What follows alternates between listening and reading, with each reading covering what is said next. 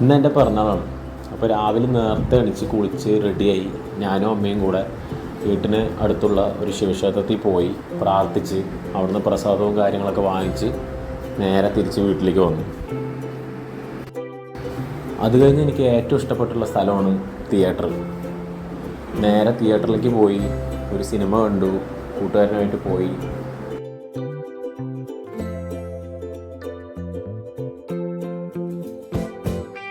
അത് കഴിഞ്ഞ് നേരെ വൈകുന്നേരം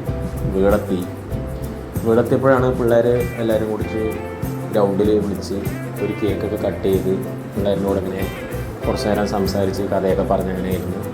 അത് കഴിഞ്ഞ് നേരെ അവിടെ തന്നെ കുറച്ച് നേരം ഇരുന്നു. നമ്മൾ ജോലിയൊക്കെ കഴിഞ്ഞ് വന്ന് വൈകുന്നേരം നമ്മുടെ വേണ്ടപ്പെട്ട കൂട്ടുകാരന്മാരോട് ഇരുന്ന് കഥയും പറഞ്ഞ് ചളിയോ അടിച്ച് ഇരിക്കുന്നതിൻ്റെ സുഖം വേറെ ലെവലാണ്.